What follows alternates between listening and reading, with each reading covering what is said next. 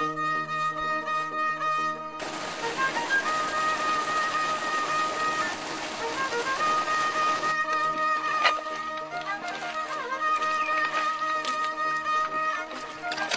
documents antiques montrent que l'irrigation a été utilisée par les Égyptiens le long du Nil vers 5000 ans avant Jésus-Christ.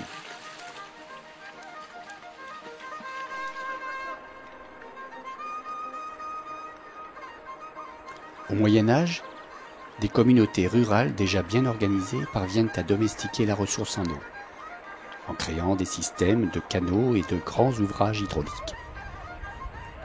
Des barrages sont construits et des galeries de captage sont creusées afin de prélever les eaux souterraines et alimenter les oasis.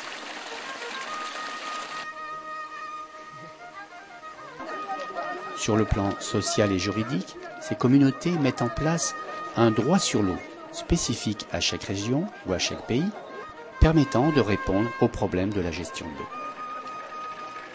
Ces agriculteurs, regroupés et organisés, ont avec le temps constitué d'une part une force de revendication importante face aux différents pouvoirs, mais aussi un levier économique efficace. Ainsi, en Méditerranée, les systèmes ancestraux de gestion de l'eau ont longtemps perduré entre évolution des aménagements techniques et arrangements sociaux ponctuels. Ils ont permis d'alléger de nombreux problèmes liés à la distribution équitable de la ressource en eau. Mais aujourd'hui, la diminution des réserves, la démographie et les nouveaux usages urbains de l'eau entraînent des conflits d'intérêts entre utilisateurs. Avant,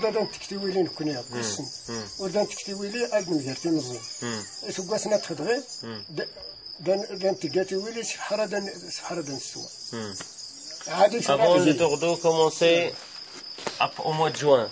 Maintenant, c'est au mois d'avril. Donc, ça veut dire qu'il y a moins d'eau. Moins d'eau qu'avant. Ça a beaucoup diminué. Et donc les conflits ont augmenté. Les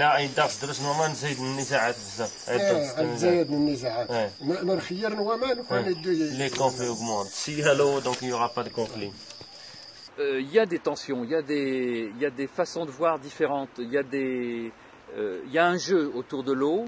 Il y a un jeu économique, puisqu'il y a des questions de tarification qui rentrent en jeu constamment. Il y a aussi des jeux politiques, parce que l'attribution, elle répond quand même à des influences de personnages ou de groupes de pression.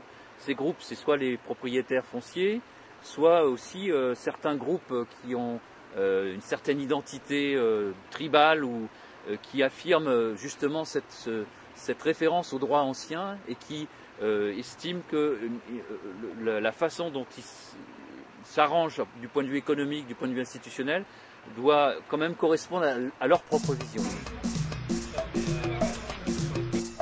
C'est dans ce contexte que s'est mise en place une initiative des partenaires euro-méditerranéens pour l'innovation sociale et institutionnelle dans la gestion de l'irrigation en Méditerranée, autrement appelée ISIM. 6 pays méditerranéens sont impliqués dans ce programme, 3 pays du Nord, la France, l'Espagne et l'Italie, et 3 pays du Sud, le Maroc, le Liban et l'Égypte. L'ensemble du programme MEDA, ISIM est un des projets, sont des objectifs d'aide pour améliorer tout ce qui est gestion locale de l'eau. Que ce soit sur les aspects techniques, sur les aspects sociaux, sur les aspects institutionnels. Les innovations institutionnelles, ça veut dire quelles sont les formes d'organisation en fait que les irrigants ont inventées, ont fabriquées, ont mis en place pour qu'ils puissent résoudre le problème de l'eau, non pas sans conflit, parce que le conflit ça fait partie de l'être humain, mais avec le moindre conflit. C'est-à-dire avec des conflits qui seront tellement moindres qu'ils permettent à l'agriculture de bien fonctionner, d'avoir des rendements, d'améliorer les conditions d'existence. Alors voilà, à mon avis, moi, comment je résume l'intérêt et toute la problématique de notre projet ISIM.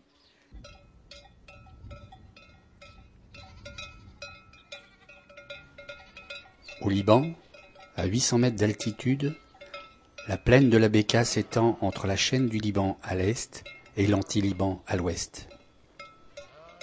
Deux fleuves irriguent la Bekaa, l'Oronte et le Litani. Cette plaine représente 40% des terres cultivables du Liban. Le projet Litani, qui comprend le canal 900 et le barrage de Kairouan, devait apporter une irrigation améliorée. Mais lors des discussions, les responsables du projet ont omis de prendre l'avis des agriculteurs qui n'étaient pas organisés. Gros problème au Liban, c'est qu'il n'y a pas d'organisation sociale et institutionnelle des agriculteurs entre eux sur les problèmes d'irrigation. أنا بالنسبة إلي وضعت كل هذه المعاناة بكلمتي بأول نهار مفصلة فإن إدارات رسمية وإنما الغلط هو من وحدتنا من عدم تضامننا من عدم اتحاداتنا من عدم خلق جمعيات بيناتنا.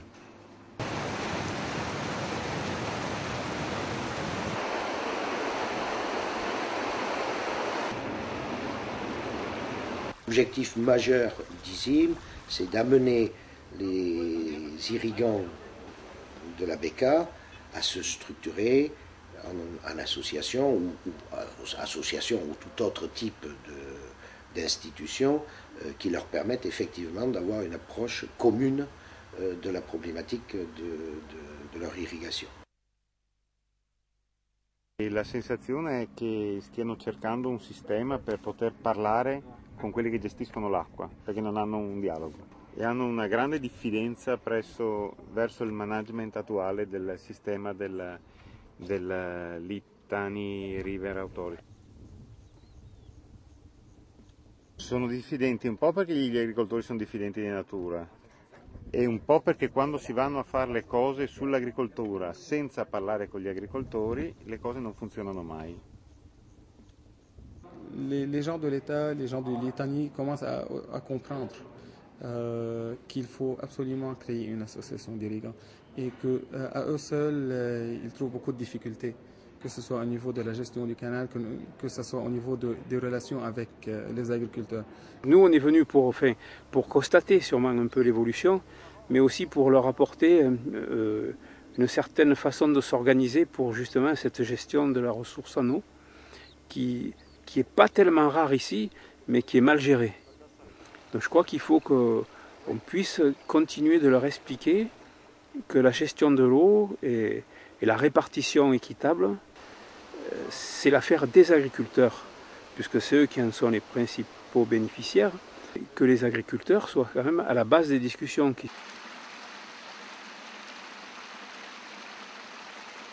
La tradition, c'est séculaire, l'eau c'est un don de Dieu, donc on n'a pas à la payer, elle est à tout le monde, mais la répartition, l'amener de l'eau dans certaines parcelles, ça a un coût. Et ça, il faut bien que ce soit les agriculteurs, ceux qui en sont bénéficiaires, qui payent les infrastructures, ou s'ils ne les payent pas en totalité, qui en payent une grosse partie. Et ça, je pense que c'est le discours qu'il faut qu'il soit entendu aujourd'hui. Nous, nos recherches, à quoi ils servent?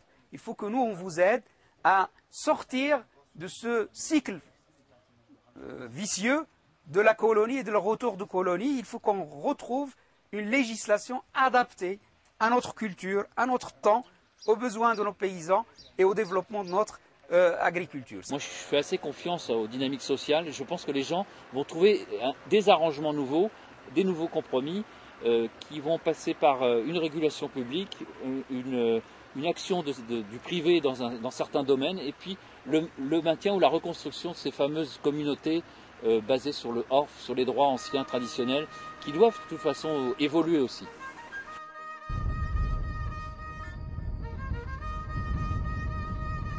Le projet a permis d'abord aux agriculteurs de se parler entre eux, de prendre conscience de leur pouvoir une fois qu'ils se regroupaient pour faire remonter leurs demandes auprès des institutions.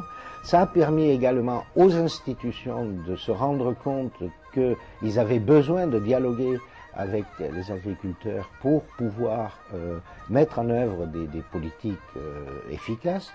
En résumé, ISIM a été un ferment et un moteur pour ces sociétés. Et au travers des différents échanges d'expériences qui ont pu être faits, chaque pays va maintenant trouver sa propre voie.